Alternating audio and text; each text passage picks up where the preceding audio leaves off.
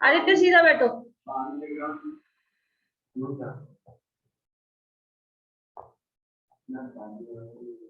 Second बैठो तो पहले सीधा।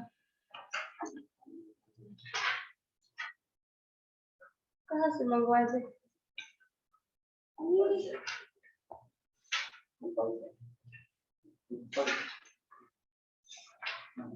हाँ हाँ, दो समझ गए क्या बनाते हैं। दो वही था। Order order order order.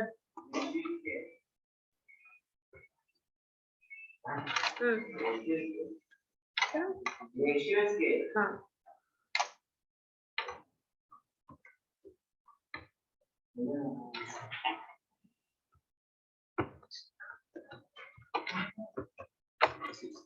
तुम दिखाते रह जाएगा, मैं कुछ क्या करना क्या है? जाके तुम पानी नहीं पी सकते हो। एकदम अजीब हाल नहीं है तुम लोगों का। शिफ्ट के साथ क्यों नहीं काम करता?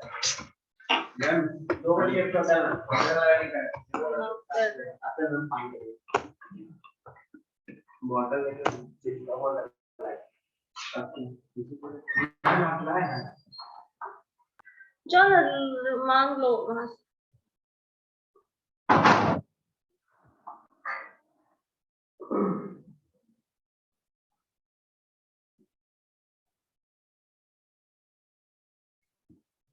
चलो तो स्केल बता रहे थे ना, रेशियो स्केल। बाकी सब स्केल याद है? पूछेंगे भी हम लोग। तो तुम लोग सब अपना अपना दिमाग लगाना है, और जहाँ दिमाग लगाना चाहिए वहां कुछ नहीं रखना। ये तुम लोगों का बड़ा अजीब दिमाग है। दो स्केल है, 2 स्केल नहीं है, 4 स्केल है। हाँ ma'am, nominal, ordinal, interval and ratio scale. ठीक है, साफ करना पड़ेगा सब।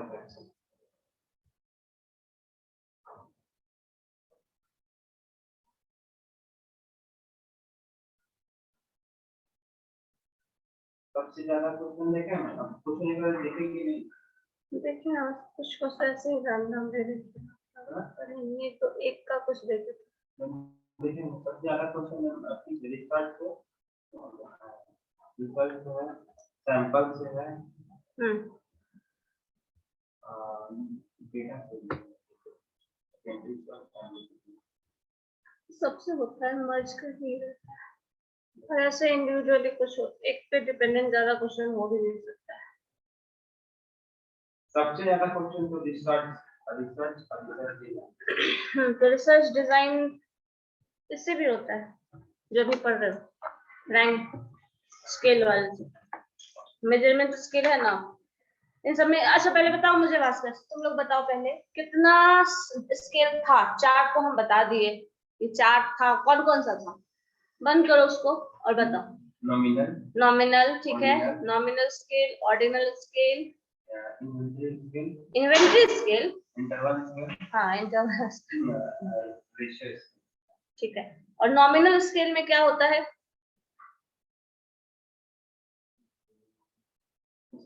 प्रॉपर क्वेश्चन के लिए। प्रॉपर क्वेश्चन कहाँ आता है? Name, nominal depends on name. So name क्या होगा? जैसे डिस्ट्रिक्ट की बात करेंगे, कैपिटल की बात करेंगे, तो सब क्या आ जाएगा? Nominal scale. नेम की बात करेंगे, नॉमिनल स्केल। ऑर्डिनल स्केल में क्या आ जाता है? आदित्य ऑर्डिनल स्केल क्या था? लिखे थे तो ना तुम ये कॉपी में सारा? हाँ बताओ तो जरा, ऑर्डिनल स्केल क्या है?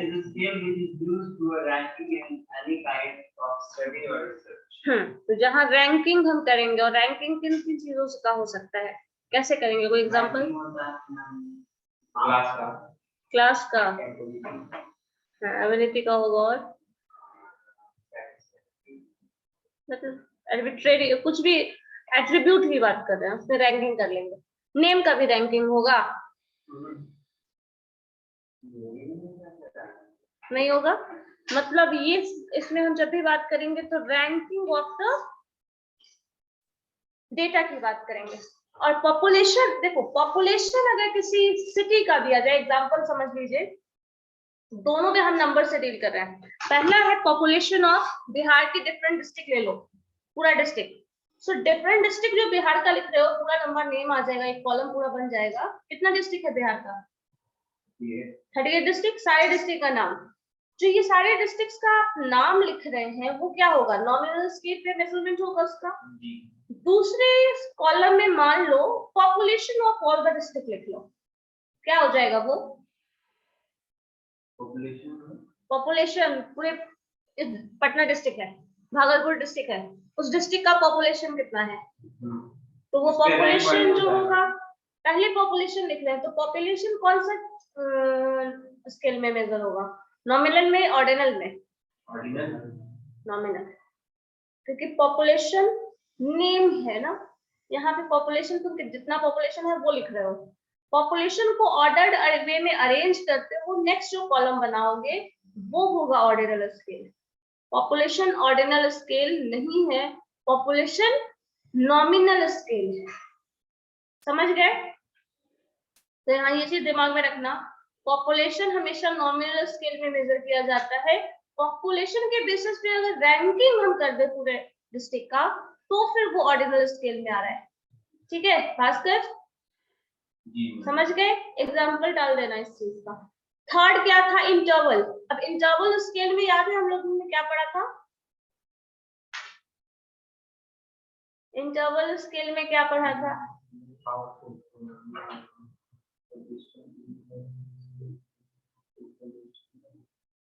याद भी नहीं है? उसको पढ़ोगे तो नहीं पता चलेगा। एग्जाम्पल देखो पता चले शायद। Brand name, brand name interval scale में आएगा। क्यों जरा बताइए हमको। हाँ, ब्रांड नेम, नेम में पुअर और गुड क्या होगा? Name is name. और तुम्हारा नाम का भी हम रैंकिंग करें, मतलब है कोई? ब्रांड और नेम में फर्क, कोई ब्रांड का नाम मतलब कोको कोला, हाँ, गुड नाम मतलब नाम से जाओ। वेरी गुड, वाह, व्हाट एग्जांपल। इतना अच्छा से एग्जांपल ढूंढे कहां से? मतलब ये है इंटरवल स्केल में हम बताए थे लास्ट डे, अगर एक कॉर्नर पे गुड लिखा है, दूसरे कॉर्नर पे बैड लिखा है, तो तुम क्या करते हो? इसमें रिव्यू वाला हम स्टार का एग्जांपल दिए थे। अगर ऑप्शन हो 1 स्टार, 2 स्टार, 3, 4, 5 तक जा रहा है और आप जब सपोज देना चाह रहे हैं 2.5 स्टार, क्या आप दे सकते हैं? या तो 2 स्टार देंगे या तो 3 देंगे, 2.5 दे सकते हैं। Yes ma'am. कैसे? फ्लिपकार्ट में आता है, नहीं रहता है, 4.2 आता है, 5 होगा, निकालो ना, उस दिन भी बताए थे हम। तुम अपना किसी प्रोडक्ट का रिव्यू देना चाहते हो, दिखाओ तो देखे। फोन होल्ड नहीं कर सकते, जाके घर पे चेक करके आना, ठीक है? तुम 2.5 स्टार दे के स्क्रीनशॉट लेके मुझे भेजना, कैसे दे रहे हो बताना जरा, ठीक है? तो रेटिंग नहीं दी। हाँ, मुझे लगा था ऐसा क्योंकि तुम एग्जांपल दे रहे हो वैसे ही। तो वहां पे आप अगर 2.5 देना चाहते हैं तो नहीं दे सकते हैं, लेकिन अगर स्केल में लिखा हो 1 से लेके 5 तक का स्केलिंग किया हो, वहां पे तुम 2.5 के प्लेस पे टिक मार्क कर सकते हो, लिख सकते हो। तो ये हो जाता है इंटरवल स्केल, जहां पे आपको ऑप्शन है कि आप गुड के नियर अबाउट है या बैड के नियर अबाउट है, या फिर गुड और बैड के बीच में एवरेज है। ठीक है, तो इंटरवल स्केल एक पूरा का पूरा इंटरवल बताता है जिसमें ये काम हुआ है। जैसे इंटरवल की बात कब करेंगे? मान लो कोई शॉप किसी शॉप में कस्टमर गया है, एक कस्टमर इन किया, उसके बाद दूसरा कस्टमर कुछ देर बाद जाएगा, हो सकता है 1 मिनट बाद चला जाए, हो सकता है 1 सेकंड के बाद ही चला जाए, हो सकता है 1 घंटे के बाद चला जाए, ठीक है। तो ये जो इंटरवल बीच में आ रहा है, उस इंटरवल में वेटिंग टाइम अगर बोला जाए, कस्टमर अराइवल बोला जाए, तो वो किस तरह से मेजर करोगे? इंटरवल स्केल से ही करोगे। मतलब 2 कस्टमर के आने के बीच का समय कितना है, कर सकते हैं, कर सकते हैं। अगर ऐसा केसेस हम लोगों को पढ़ना हो, ऐसा सिचुएशन को डील करना हो, तब हम इंटरवल स्केल की बात करते हैं। ये अभी पढ़ना भी होता है आप लोगों को कि inter arrival time of a customer, कोई एक कस्टमर आ रहा है, उसके बाद दूसरा कस्टमर आ रहा है, उसके बीच में कितना समय का, कितने देर का टाइम लग रहा है। सिमिलरली पेट्रोल पंप पे जाते हैं, बहुत भीड़ रहता है, कस्टमर के बाद एक आने का, फिर उसी का एग्जिट पॉइंट क्या है वो दे सकते हो। तो यहाँ पे इंटरवल टर्म वैसे ही केस को डिस्क्राइब करता है ज्यादातर केसेस में। आप इस केस में इंटरवल अगर हटा भी दो तो चल जाएगा, लेकिन जहाँ पे इंटर अराइवल की बात करते हैं, वहां पे इंटरवल स्केल बहुत मायने रखता है।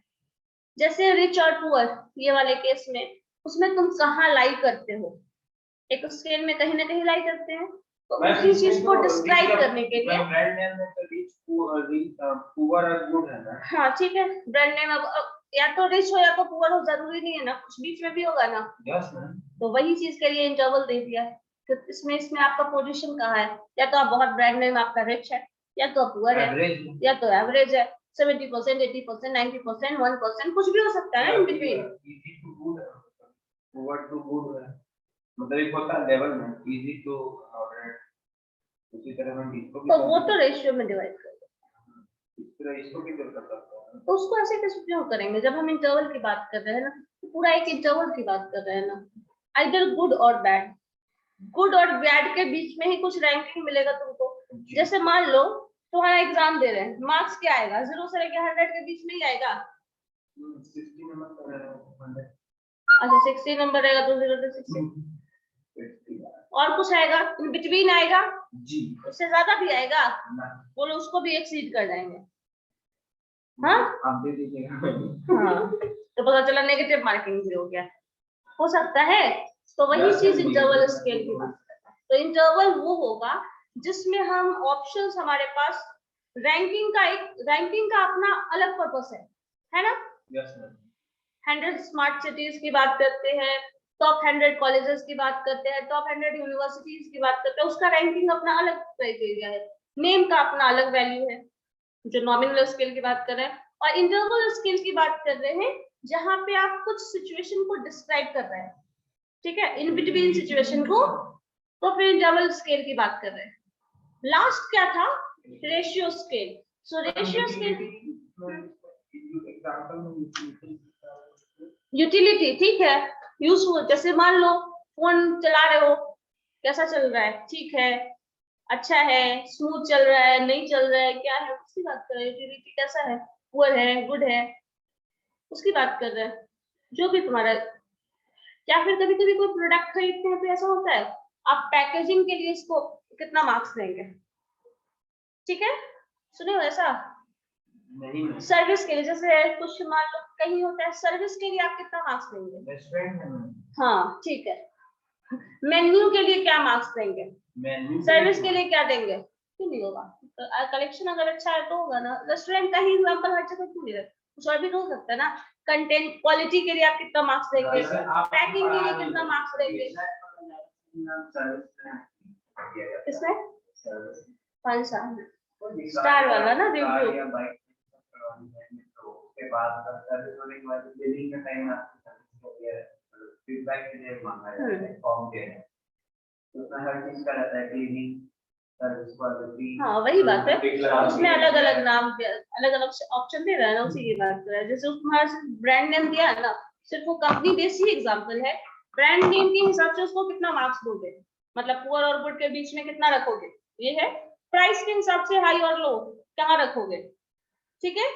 सर्विस आफ्टर सेल्स, मतलब खरीदने के बाद भी सर्विस होता है ना, उसका क्या है, पुअर और गुड, उसमें क्या मार्किंग दोगे। उसकी यूटिलिटी क्या है, उसमें क्या मार्क्स दोगे। बस तो सब में आ गया ना, तो ये सब कुछ अलग अलग मार्क्स उसी चीज के लिए पूछा जा रहा है, एक कंपनी के लिए पूछा जा रहा है ना, ठीक है। अब नेक्स्ट क्या है, इंटरवल रेशियो, वो भी बता दिए थे, बताओ। क्लास नहीं किए नहीं आए थे। वो पता है, जब कुछ पूछ लो तो कुछ कोई आया ही नहीं था। 4 तारीख से अच्छा ठीक है, 9 तारीख और बताओ इंटरवल स्केल का और एग्जांपल था ना, कितने देर पढ़े हैं वाला, वो भी एग्जांपल लिखा हुआ है, मैंने एग्जांपल बताया था। 5 मिनट पढ़ने बैठे हो जैसे अभी, हाँ, तो पढ़ने बैठे हैं 5 मिनट, पूछा जाए कितने देर पढ़े हो, 55 मिनट पढ़ोगे, 50 मिनट पढ़ोगे, क्या बोलोगे, 1 घंटे पढ़े हैं। 0 to 1 बोलेंगे तो वो एक्यूरेट होगा, लेकिन अगर 1 आवर में टिक करते हैं तो फिर वो कहीं ना कहीं इनएक्यूरेट तो है, लेकिन 0 to 1 में भी वो कहीं ना कहीं इनएक्यूरेट कभी कभी हो सकता है, ठीक है। लेकिन वो ज्यादा एक्यूरेट होगा जब हम डेटा की बात करेंगे तब, क्योंकि 0 to 1 के रेंज में ही आप फॉलो कर रहे हैं। अगर आप 5 मिनट बैठे हैं, 5 मिनट भी पढ़ाई कर रहे हैं, तो आप इंटरवल वही डालेंगे 0 to 1। अगर आप 55 मिनट भी पढ़े हैं तब भी आप वही इंटरवल डालेंगे, समझ में आ रहा है। लेकिन यहाँ पे आप इनएक्यूरेट तो नहीं है, इंफॉर्मेशन जो आपने दिया है वो तो करेक्ट है। आप 5 मिनट भी पढ़ोगे तो वही टिक मार्क करोगे, 50 मिनट पढ़ोगे तब भी वही टिक मार्क करोगे, 1 घंटे पढ़ोगे तब भी वही टिक मार्क करोगे ना। तो इंटरवल स्केल का यही भी चीज है, 1 to 2 hour, 2 to 3 hour, 0 to 1 hour, इसी तरह रैंकिंग में डिवाइड कर दो, इसके हिसाब से बताओ। अब चलो लास्ट वाला बताओ, रेशियो स्केल क्या था। यही ना, दिस इज इंटरवल स्केल। बताओ बताओ जल्दी, आदित्य क्या है, अब पढ़ के बताएगा वो, बोलो definition. Type of scale that has an equal zero point. It is possible to measure how many times greater or smaller one object is from another. Ratio scale जब भी बात करते हैं, सीधा बैठो तो भास्कर, जब भी बात करते हैं तो रेशियो स्केल में आता है, तुम कंपैरिजन करना शुरू कर देते हो, ठीक है। जब रेशियो स्केल की बात करेंगे तो कंपैरिजन हो जाएगा, ठीक है। कंपैरिजन में मान लो तुम दोनों का अलग अलग मार्क्स आया है, अब दोनों को कंपेयर करना शुरू करना है, ठीक है। अब कंपैरिजन में ये हो सकता है, अगर मान लो एक का मार्क्स 30 आया है, दूसरे का आया है 60, तो हम बोल सकते हैं इसका जो भी एक्स कोई पर्टिकुलर पर्सन है जिसका वाई पर्सन से डबल मार्क्स आया है, तो 2 टाइम्स हो जाएगा। सो अगर मल्टीप्लाई और डिवाइड का करने का हम प्रॉपर्टी को यूज करें स्केलिंग में, तब वो रेशियो स्केल में आ जाता है, और उसमें हम कंपैरिजन करते हैं ऑन द बेसिस ऑफ कौन किससे कितना बड़ा है, कौन किससे कितना कम है, ठीक है। ये कंपैरिजन जब करना हो तब रेशियो स्केल की बात करते हैं, अदरवाइज रेशियो स्केल का कोई यूज नहीं है। मतलब आप कंपैरिजन करना शुरू करें, ये क्लासरूम उस क्लासरूम से बड़ा है, ठीक है कितना, तो आप बता सकते हो कि ये एरिया इसका 1.2 रेशियो हो सकता है, 1.5 हो सकता है, 1.10 हो सकता है, कुछ बता सकते हैं, ठीक है। सो ऐसे रेशियो में जब आप यूज करना शुरू करोगे तब रेशियो स्केल का इस्तेमाल होगा। जैसे मान लो हो सकता है ना, किसी एक पर्टिकुलर डिस्ट्रिक्ट पटना का पॉपुलेशन किसी एक दूसरे डिस्ट्रिक्ट का डबल हो, 1.5 गुना हो, हाफ हो, कुछ भी ऐसा हो सकता है। तो कितना से या मल्टीपल या डिवीजन वाला टर्म में अगर आप चाहें तब आप रेशियो स्केल का इस्तेमाल कर सकते हैं। सब सारा स्केल जो भी आप लिख रहे हो ना, सब यूज होता है अलग अलग सिचुएशन में। इन सबसे भी अलग कुछ स्केलिंग का तरीका है, लेकिन ये बेसिक तरीका है जिसपे हम लोग शुरुआत से बहुत पहले से इस्तेमाल कर रहे हैं। जिसको इंटरवल स्केल बहुत पहले से इस्तेमाल हो रहा है, नॉमिनल स्केल, ऑर्डिनल स्केल और ये जो रेशियो स्केल है ये हमेशा बहुत पुराना स्केल है शुरुआत से। अब जो कुछ और है, जो नया स्केल इस्तेमाल हो रहा है जिसमें कंपैरेटिव स्केल ही है मैक्सिमम। जैसे देखो लिखा है comparative and non comparative scale, है ना। सो कंपैरेटिव स्केल्स कौन कौन है जरा देखो तो, देखो 2 स्केलिंग है ना, स्केलिंग टेक्निक को 2 पार्ट में डिवाइड किया गया है। पहला है कंपैरेटिव स्केल और दूसरा है नॉन कंपैरेटिव ना। सो कंपेटिटिव स्केल में कौन कौन सा आता है? पेयर्ड कंपैरिजन, रैंक ऑर्डर और कांस्टेंट सम, ठीक है। नॉन कंपैरिजन में आ जाओ, कंटिन्यूअस रेटिंग स्केल, और उसके बाद आइटमाइज्ड है रेटिंग स्केल, ठीक है। बता रहे हो वो अभी बिल्कुल नहीं जानते, उसमें आएंगे तब बताएंगे उसको। बताओ और आगे, उसमें आइटमाइज्ड में फिर 3 पार्ट आ जाता है, लिंकर्ड, स्टेपल और सीमेटिक स्केल, है ना, सीमेटिक डिफरेंशियल, ठीक है। अब ये सारा स्केलिंग में ये सब बेसिक टेक्निक है जिसपे ये सब काम करता है। ये 4 टेक्निक आप पढ़े ना, सारा का सारा मोर और लेस इसी पे डिपेंड करेगा। लेकिन इसके बाद कुछ कंपैरेटिव और नॉन कंपैरेटिव स्केल्स है जिसको हम लोग ज्यादातर इस्तेमाल में लेते हैं रिसर्च पर्पस के लिए। इन सबको रिसर्च पर्पस के लिए इस्तेमाल किया जाता है। ये सब और भी पर्पस के लिए हो सकता है, लेकिन ये रिसर्च पर्पस के लिए ज्यादा इस्तेमाल होता है। अब कंपैरेटिव स्केल में पेयर्ड कंपैरिजन, पेयर्ड कंपैरिजन में एक चीज देखियो, कभी भी 10 लोगों का एक साथ कंपैरिजन हो सकता है क्या? कैसे कंपेयर करोगे, जरा सोचो तो। अगर 10 लोगों का एक साथ कंपैरिजन करना है, कैसे कंपेयर करोगे?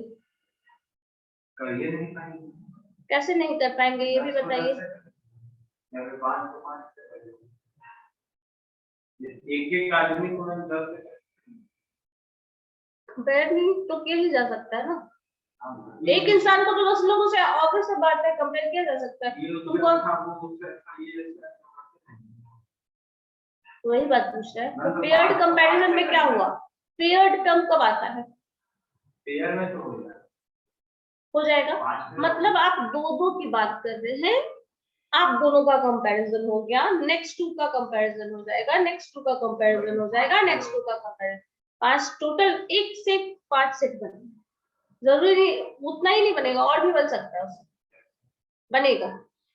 10 को कम है, 5 तुम्हारा कंपैरिजन कितने लोगों से हो सकता है? 9 लोगों से हो सकता है, हो सकता है ना? नहीं हो सकता है, सिर्फ तुम्हारा कंपैरिजन 9 लोगों से होगा। उसी तरह एक जो सेकंड कैंडिडेट होगा उसका 8 लोगों से होगा। सबका 9 से, हाँ, सबका 9 से नहीं होगा, एक कम हो जाएगा ना। सबका 9 से हो गया, लेकिन एक एक तो कम हो जाएगा ना, टोटल की बात करेंगे नहीं होगा, उससे पहले बाकी बचा ना। फर्स्ट पर्सन से टोटल कॉम्बिनेशन, फर्स्ट पर्सन से कितना का कॉम्बिनेशन बनेगा? 9। दूसरा पर्सन से पहला का तो कॉम्बिनेशन बन चुका है। क्या हुआ तुमको? बैठो तो चुपचाप।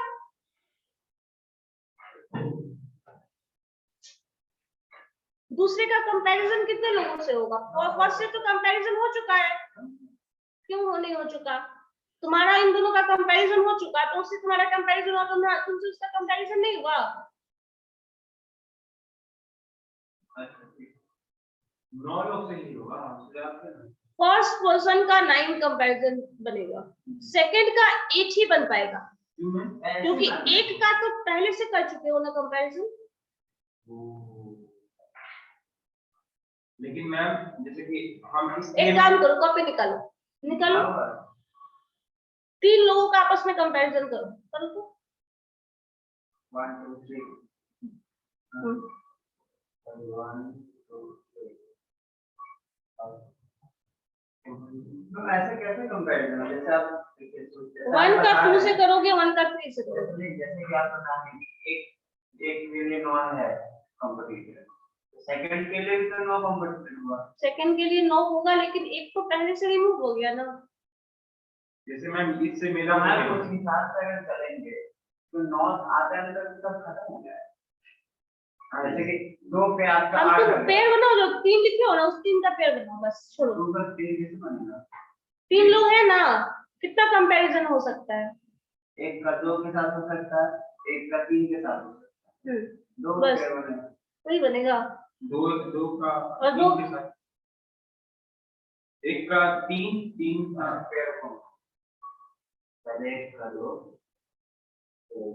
2 का 3 3 का 2 फिर 1 का 3 1 का 3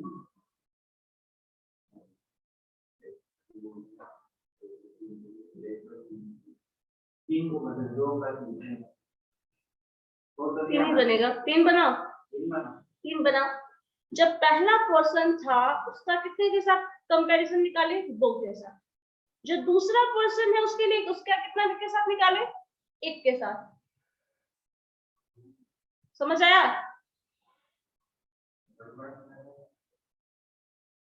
1 2 तो ऑलरेडी कर चुके हो, तो 2 1 तो नहीं करोगे। 4 में उसी में करके देख लो ना, 10 में तो कॉम्बिनेशन बहुत सारा बन जाएगा। सारी पे बनाऊंगा मैम। हाँ, 1 सेकंड रुको।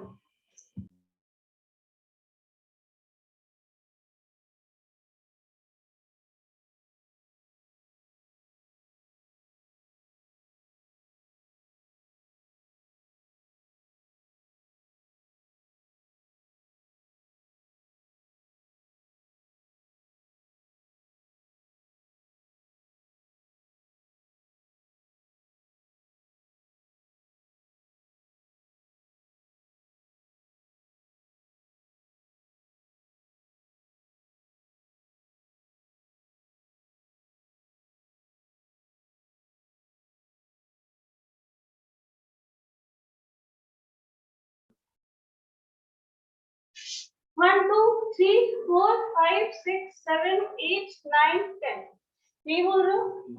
हालांकि ये अप्लाई ऐसे नहीं करना है, लेकिन देख लो 1 का कंपैरिजन किससे होगा? 1 2 1 3 1 4 1 5 1 6 1 7 1 8 1 9 1 10 कितना बना? 9 9 कंपैरिजन। 2 का कहां से करोगे? 1 2 फिर लिखोगे? हो चुका है कंपैरिजन। तो 2 3 2 4 2 5 2 6 2 7 2 8 2 9 2 10 कम हो गया? अगर मैम 9 का 1 मिनट कम हुआ? इसका कितना कंपैरिजन बना? 9। 1 का 9 बनेगा, 2 का कितना बना? क्यों बना? एक ऑलरेडी बना हुआ है। समझ आया? अभी भी नहीं आया? आ गया मैम। पता नहीं क्या होता है, बोलो। 9 का मैम अगर 10 से बनाएंगे हाँ, तो एक ही हो जाएगा।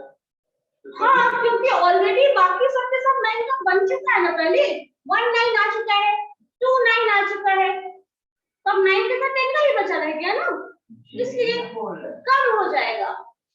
कम तो अब तुम क्या बोल रहे हो कि सबका 9 का हुआ नहीं ना? सबका 9 हुआ तो उसमें कम भी हो रहा है ना। फर्स्ट के लिए 9 कॉम्बिनेशन बना है, सेकंड के लिए 8 बना है, थर्ड के लिए 7 हो जाएगा, 6 होगा, 5 होगा, 4 होगा, 3 होगा, 2 होगा, 1 होगा। समझ आया? एक ही बना, 9 10 बना ना। और बाकी के साथ 1 के साथ 10 का नहीं बनता है, वो पहले ही बन गया। नहीं समझा? 1 2 3 तुम इतना ही नहीं समझो, तुम्हारे पास समझ गया 1 2 बना लिए, 1 3 बना लिए, खत्म। और अब 1 2 ऑलरेडी बन चुका है, तो 2 3 भी बना पाओगे ना? जी मैम।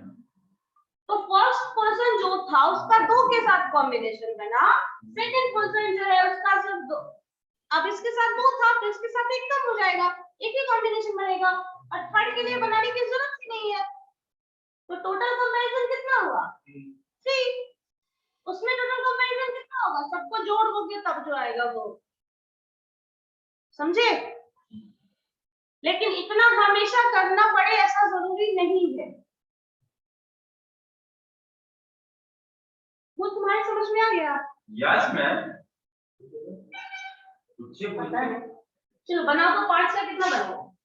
5%। 1 to 5 जाओ, 1 से 5 तक मैम। कितना कंपैरिजन बनेगा देखो तो। 5 बनेगा। तुम बनाओ ना, देखे जरा हम भी क्या बनेगा। पेयर्ड कंपैरिजन में जब भी आप कंपेयर करेंगे तो you have to compare 2 person at a time. ठीक है, पेयर्ड कंपैरिजन में यही होगा।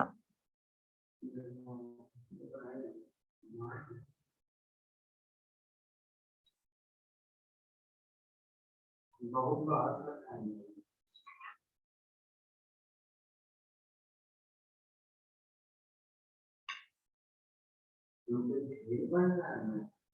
समझ में आ गया? यही होता है कितना पेयर पॉसिबल है।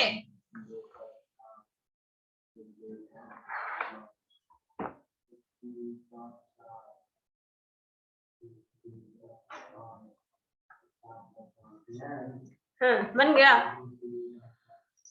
10 बन गया। चलिए ठीक है, इसी के बेसिस पे टोटल नंबर ऑफ पेयर्स बनते हैं। हम गलती बना दी ना, पता नहीं, देखते हैं। 1 का 4 बनेगा, 1 का 4 बनेगा, 1 के साथ 4 कॉम्बिनेशन बन रहा है तो 1 का 4 बनेगा, 2 का 3 बनेगा, 3 का 2 बनेगा और 4 का 1 बनेगा।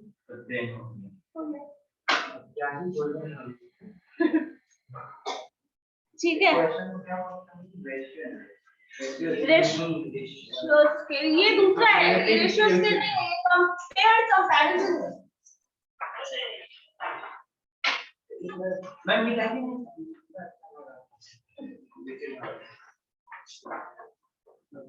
चलो, पेयर्ड कंपैरिजन ऐसे ही बनता है। अब इसमें एक फॉर्मूला लिखा है, देखो जरा, देखो फॉर्मूला क्या है। इसको ऐसे हर बार बनाओगे नहीं, इसलिए इसके लिए फॉर्मूला है n into n minus 1/2।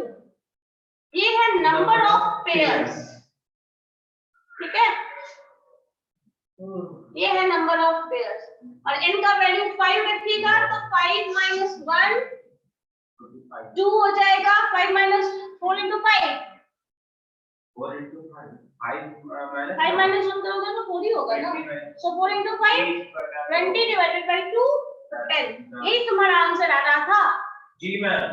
Aditya, अगर 10 कर देंगे तो क्या हो जाएगा, 10 into 10 minus 1 divided by 2, so 90 divided by 2 45, so 45 combination बनेगा। समझ गए? n is 10, 10 जो अभी हम लिखे थे 1 2 3 4 10 तक थे ना, टोटल कॉम्बिनेशन बना रहे थे वो। सो ये total number of possible pairs.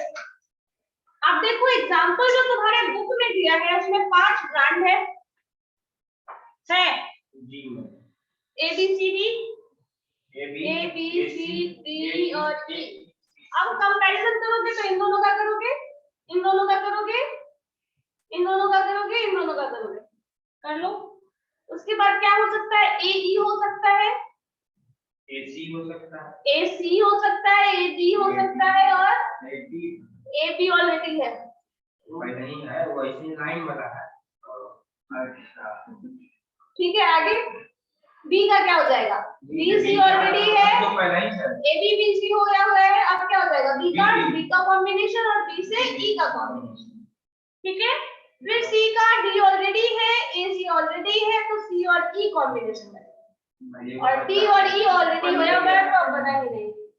अब काउंट करो लाइन कितना है, दिस इज 1 2 3 4 5 6 7 8 9 और कौन सा एक बच गया, ये 10, ये हो चुका है 10 कॉम्बिनेशन बन गया। समझ गए? जो पेयर्ड कंपैरिजन होगा वो सारे ब्रांड्स का अलग अलग कॉम्बिनेशन A B C इस तरह से बनाओगे, यही होता है। अब हर जगह हम ऐसा कॉम्बिनेशन बना के नहीं रखेंगे, हालांकि सारा डेटा हम लोग कंप्यूटर से कंपाइल करते हैं। हाँ तो कंपनी का नाम लिखेंगे, इससे क्या फर्क पड़ता है तुमको। आदित्य हम भास्कर का कंपेयर कर रहे हैं, भास्कर पहले लिखे आदित्य बाद में लिखे, आदित्य पहले लिखे भास्कर बाद में लिखे, क्या फर्क पड़ता है, कंपैरिजन है ना, दैट इज कंपैरिजन। बुरा लगने वाला है, कुछ नहीं होने वाला है, कंपैरिजन सो कंपैरिजन। और इसका मतलब ये नहीं है A minus B B minus से अलग अंतर आएगा, कंपैरिजन तुम दोनों का हो रहा है तो वैल्यू भी मैथमेटिकल टर्म जो होगा वो वही आएगा, ठीक है। So that's was the total number of pairs, तो ये फार्मूला याद रखना है, ठीक है। पेयर्ड कंपैरिजन के लिए यही होगा। अब इन दोनों में कंपेयर करेंगे तो हम कंपैरिजन टेस्ट इस्तेमाल कर रहे हैं, और इसी का आपको बहुत सारा एग्जांपल भी दिया है ना। देखो पेज नंबर 74 पे आ जाओ। है वेट कंपैरिजन स्केलिंग का एग्जांपल है। हाँ ठीक है, निगम डे है, पार्कर है, थॉमस है, अलग अलग कंपनी है, सबका ऊपर कॉम्बिनेशन। तो अब देखो, अब ऐसे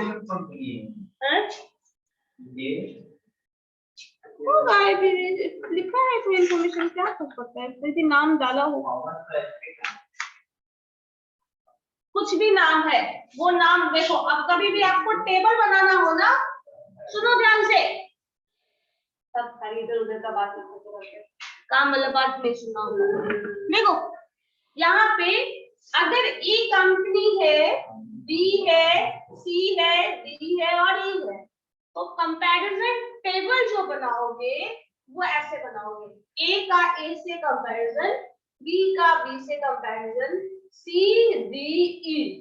अब इसमें तुमको टोटल जो 10 कॉम्बिनेशन तुम अलग अलग बोल रहे थे ना, वो यहाँ बन जाएगा। ए का ए से कंपैरिजन, तो इसको तो करने की जरूरत नहीं है, A B, A C, A D, ए ई, समझ आया? इधर आ जाओ, बी ए।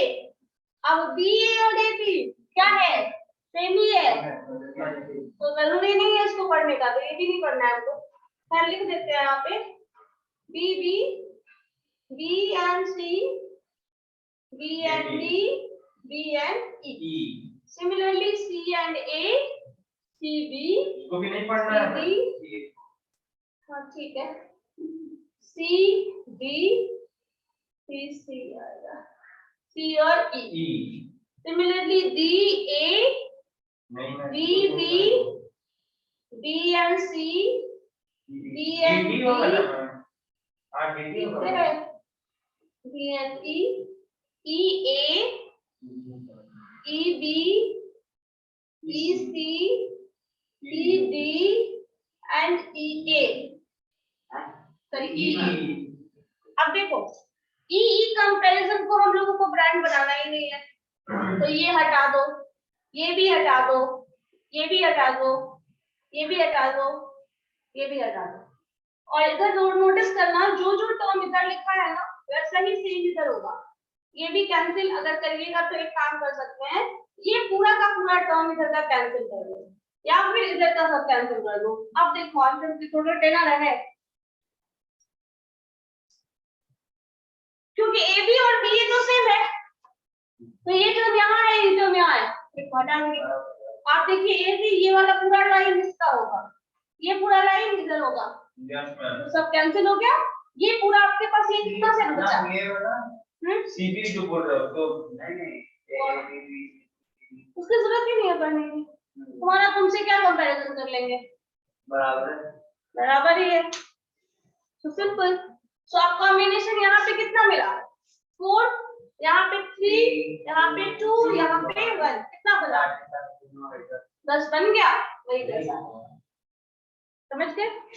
तो इसमें कुछ देखो लिखा है, ये टेबल वही बनाया हुआ है, यहाँ पे ये वाला 0 0 लिखा होगा, मिडिल टर्म्स ऑफ गैप किए हुए होगा, है ना, और बाकी इसका रिलेशन जो वैल्यू यहाँ लिखा होगा वही यहाँ पे लिख दिया होगा। इस यही टर्म आपका कंपैरिजन चाहिए वैल्यू, समझ गए? पता है तुमको, हम हाँ ठीक है, बनाओ तो ऐसा, चलो बनाओ, हम सीधा आंसर बताएंगे। हाँ हाँ देख लेंगे, ठीक है बनाइए। अब इसके बाद हाँ ठीक है, अब देखो यहाँ पे जो एग्जाम्पल दिया है इसमें कुछ कुछ टर्म्स लिखा है, ये एग्जाम्पल एक्चुअल में सिर्फ यही नहीं मीन करता है, कुछ और भी मीन कर रहा है, जिसमें लिखा है जब हम कंपैरिजन कर रहे हैं दो ब्रांड का तो वैल्यू 1 आ रहा है, दूसरे में भी 1 आ रहा है, तीसरे में भी 1 आ रहा है, तो 1 1 1 जब सम कर रहे हैं तो आंसर 3 आ रहा है। Similarly 0 0 1 1 answer 2। अब इसमें जिसका हाईएस्ट वैल्यू होगा ना वही टॉप ब्रांड होगा,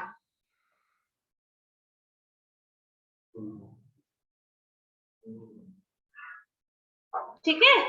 तो हाईएस्ट मार्क्स किसका आया है, तो उसको रैंकिंग देखो नेक्स्ट पेज पे दिया है 1।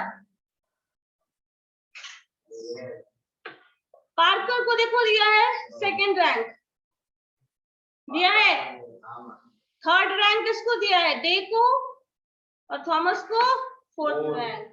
0 रैंक नहीं दे सकता था, लेकिन रैंकिंग के हिसाब से उसको हो जाएगा। अब ये क्या है, ये जो कंपैरिजन करके लाए ना, उसका कुछ वैल्यू है यहाँ पे 1 2 3 4, मतलब एक को 60 नंबर आया, एक को 65 आया है, तो आंसर यहाँ 5 हो गया। समझ गए, इससे 5 मार्क्स मिल गए, इसको किसी चीज में और मार्क्स मिल जाएगा।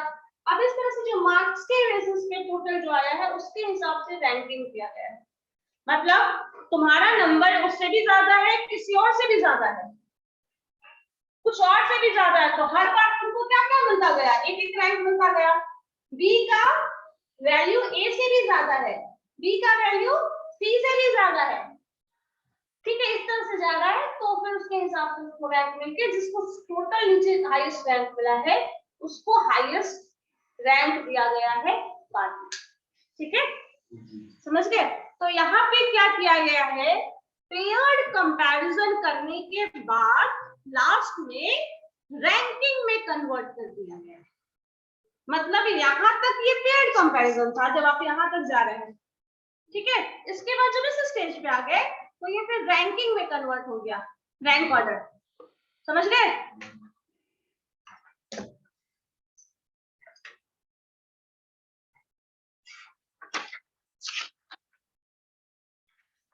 अब इसी में देखो, वापस से बैक पेज में चले जाओ, क्लासिफाइंग स्केलिंग टेक्निक, उसमें पहला पेयर्ड कंपैरिजन था, दूसरा क्या था, रैंक ऑर्डर। मतलब पहला स्टेज ये था जो पेयर्ड कंपैरिजन है, दूसरा स्टेज रैंक का ऑर्डरिंग हो गया, थर्ड क्या है, कांस्टेंट सम स्केलिंग, ठीक है, ये कांस्टेंट सम स्केलिंग आ गया। अब इसमें क्या करते हैं जरा देखिए, बताइए कुछ पढ़ के, अगर ये समझ में आ गया तो वो बता सकते हो, बनाओ। भास्कर आई कार्ड को नीचे रखो।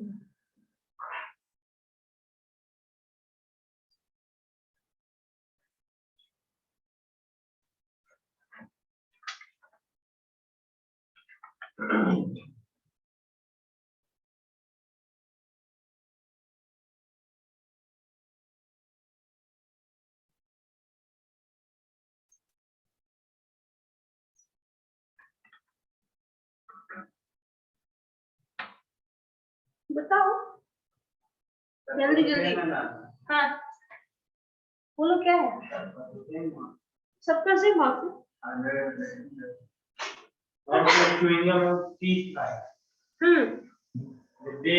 सब सेम में लाएगा, लास्ट में सबका सम होगा, सेम होगा। मतलब 100 नंबर है तो सबको 100 आ जाएगा, लेकिन सबको अलग अलग चीज में मार्क्स मिलेगा। कांस्टेंट सम का मतलब ही है, ऊपर क्या था, कांस्टेंट सम स्केलिंग ना, सो कांस्टेंट सम का मतलब टोटल सम जब हम करेंगे दैट इज कांस्टेंट।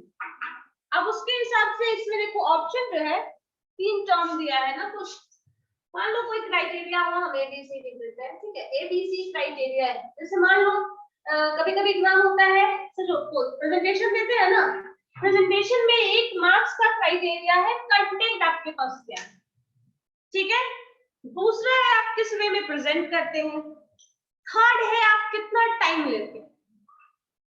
तो कंटेंट अगर अच्छा है तो कंटेंट के बेसिस पे तुमको मार्क्स मिला कुछ,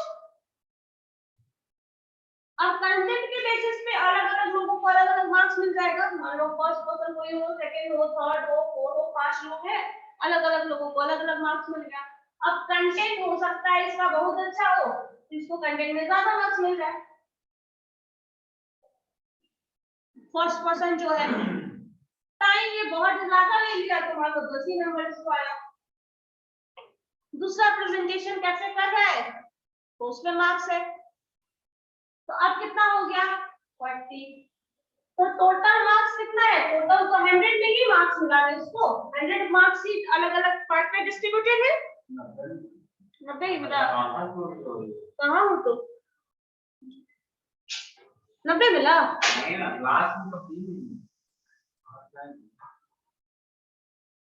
क्या हो गया तुमको?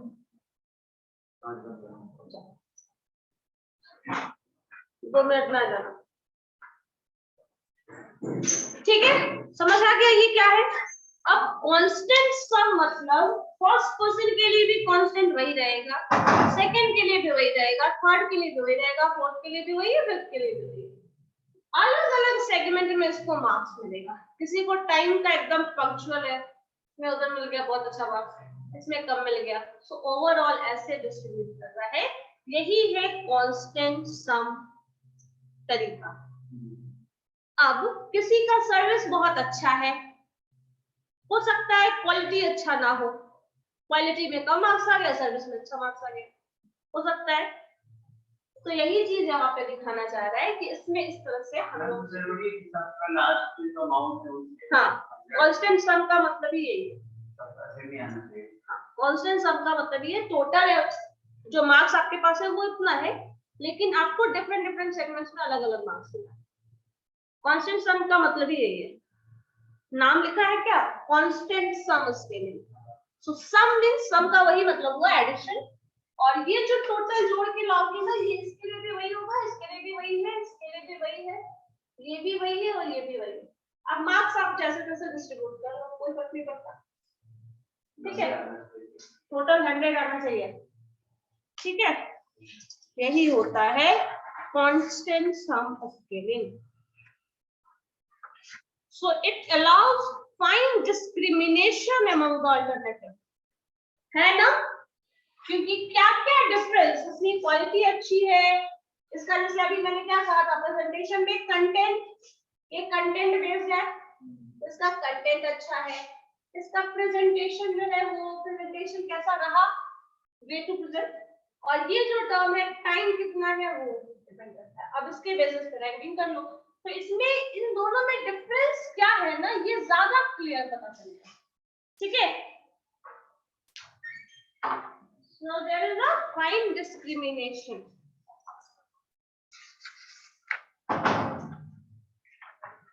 ठीक है, हो गया। तो ये तुम्हारा क्या था, कंपैरिजन स्केल, तीनों का तीनों कंपैरिजन स्केल में यही है।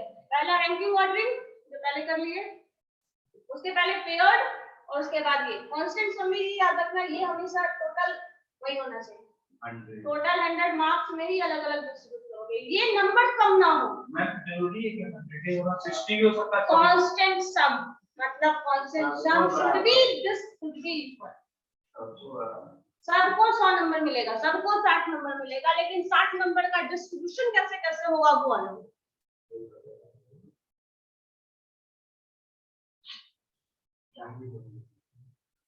ठीक है, नेक्स्ट क्या है, non competitive scale. Non competitive scale क्या है, उस पे आ जाएंगे, इसमें पहले खत्म कर लेंगे, देखो और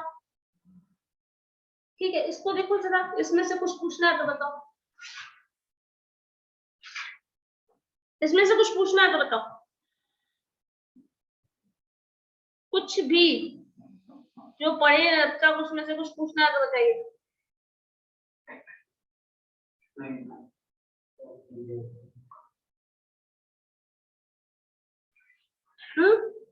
सब क्लियर है? उसके पहले वाला की चारों स्केल क्लियर नहीं है? वो भी क्लियर है।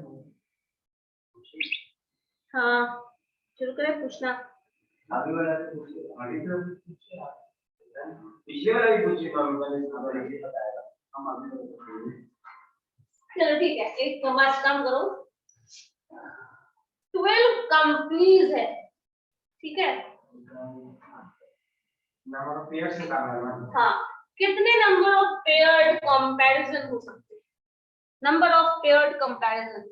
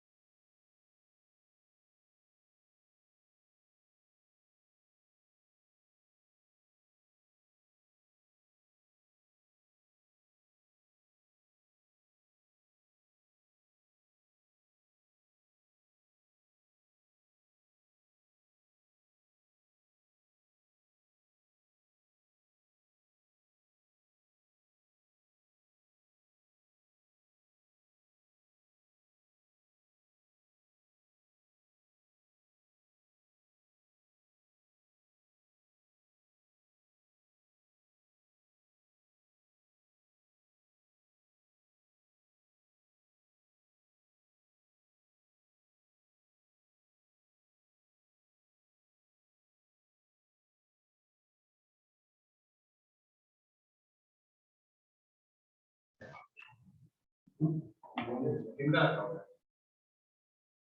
कॉलेज का हम लोग बना कर छोड़ आप देंगे।